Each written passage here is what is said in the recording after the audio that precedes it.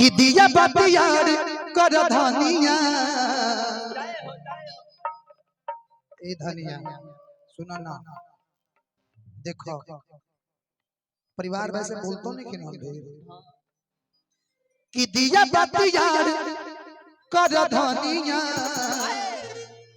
ये ललका गमछा में कितना नीमन लगता है मैट वाला उठलाली लगा के कलर देखिए कलर कॉम्बिनेशन देखिए इनका जिस कलर का कपड़ा उसी कलर का उठला ली किसे जिया प्यार कर धनिया कि रुकी अभी आवा तनी राजा जी ए राजा कि लइका खेलावा तनी राजा जी आवा तो दिया बतिया कर धनिया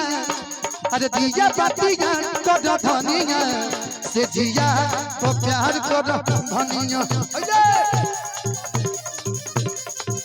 से जिया तो प्यार कर धनिया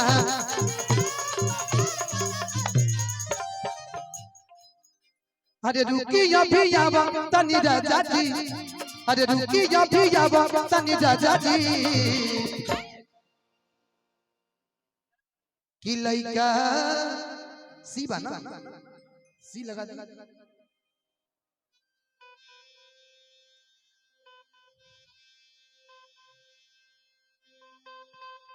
कि लइका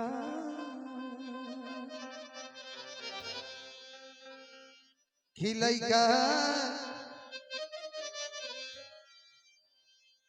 हाँ कि लइका खेलावा तनी राजा लइका खेलावा तनी राजा जी मेरी जवानी किसको मिलेगी उसको मिलेगी किसको मिलेगी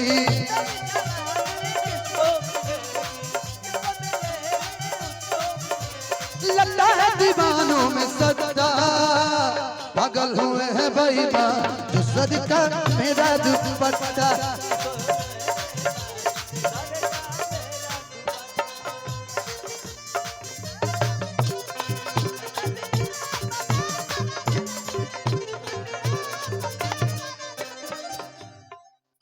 आज से जिया सजावल आज लगावल पलंगबा कि सुनिए राजा अभी हमरो तमनबा सजिया सजावल लगावल पलंगबा सुनिए राजा अभी हमरो तमनबा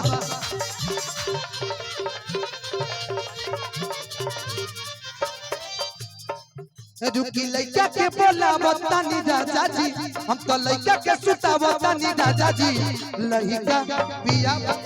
राजा जी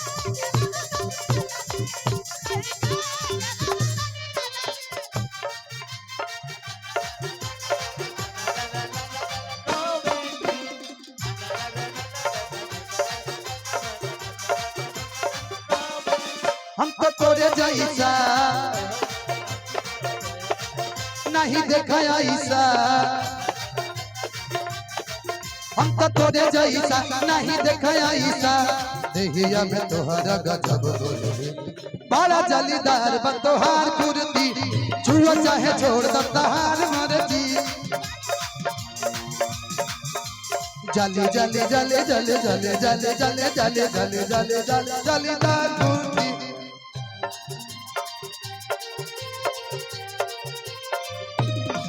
से जिया तो प्यार कर धनिया गीत की लास्ट लाइन ओकरा बाद आपके साथ एक अपने छोटा सा कि बिट्टू विद्यार्थी हर सया बात माना दिलवा के फीलिंग धनंजय तू जाना मुझे आप लोग और कहीं नहीं मिलूंगा मैं तो फेसबुक पे धनंजय शर्मा सर्च कर लीजिएगा किसी भाई को कार्यक्रम करो तो धनंजय शर्मा सर्च कर लीजिएगा गूगल पे भी सर्च कर लीजिएगा वहां से मैं मिल जाऊंगा आजकल बड़ा फ्रॉड चल रहा है इसलिए मैंने बोल दिया कि बिट्टू विद्यार्थी सया बात माना दिलवा के फीलिंग धनंजय तू जाना हम तो सोनू के बोलावा तनी राजा जी, रवि गोविंद के बोलावा तनी राजा जी। अरे आवो आवो एगो दे बियागरा लता ले किसी की रुकी सोनू के बोलावा तनी राजा जी, लहिका खेलावा तनी राजा जी, लहिका खेलावा तनी, लहिका खेलावा तनी राजा जी।